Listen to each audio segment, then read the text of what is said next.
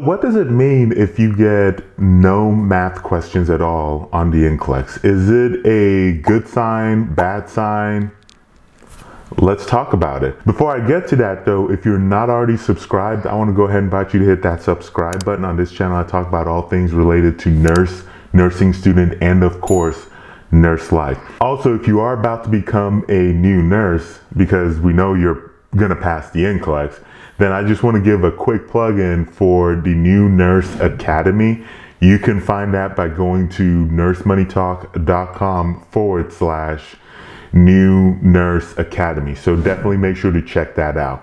Now let's go ahead and get started. Now, when it comes to what questions you get on the NCLEX, I think at times we just have kind of like the wrong way at looking at a lot of these topics on the NCLEX.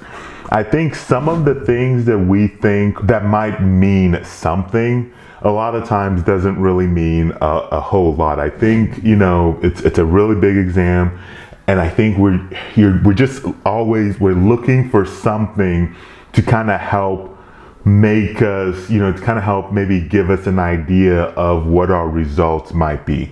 It's kind of the same thought process really when it comes to doing the NCLEX trick, which I made a video on that. Definitely check that out, and why I'm not a huge fan of it. Or even a similar thought process on nursing students trying to kind of think, oh, what does it mean if I get a lot of select all that apply? Is it a good thing? Is it a bad thing? So I also made another video on that as well. So you'll see that in the link above. So definitely check that out. But as far as it comes to math questions on the NCLEX, from everything I've seen, it doesn't really mean a whole lot. So I don't think it really means much if you get a math question or if you don't get a math question.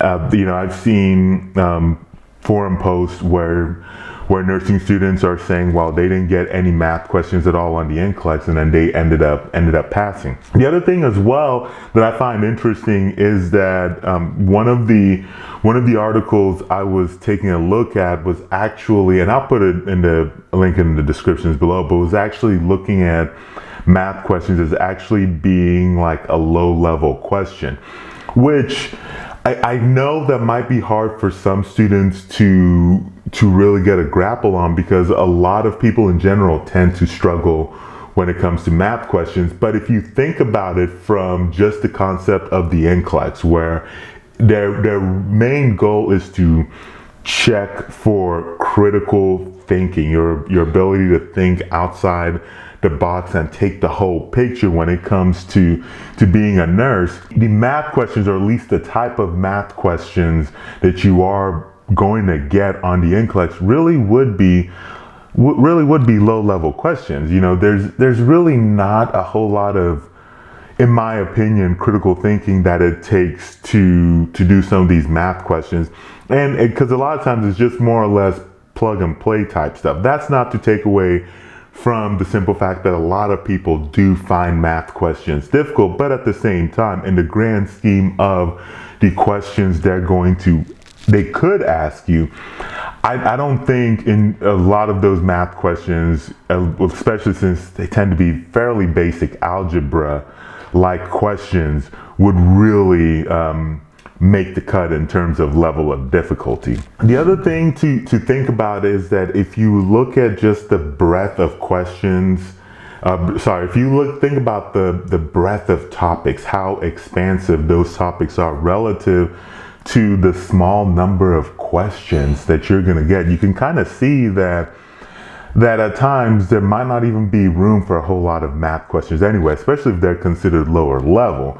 So if you think about the minimum level being 75, and right now I think the new max is like 145 or something like that, but even still, it's just not that many questions relative to the tons of topic options and questions that they could actually pick. But in general, what does that mean when it comes to math questions and the NCLEX? So what it means is, if you're watching this after you've taken the NCLEX, I wouldn't probably think much about it until you obviously get an opportunity to get the official score, or if you're a state participator, you can deal with, you can pay for the unofficial quick results. But if this is before you actually take the NCLEX, then what I would encourage you to do is to, of course, prepare for the math questions, but on top of that, you need to prepare for the broad topics that they could choose from when it comes to the questions. And then pretty much that's it. Get yourself a good NCLEX prep course.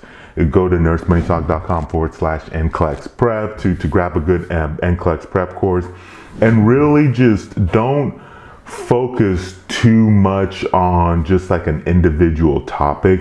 Just in general, just focus on doing the very best you can, because you don't want to get so psyched and focused on this one math question and then come to find out that you didn't get any.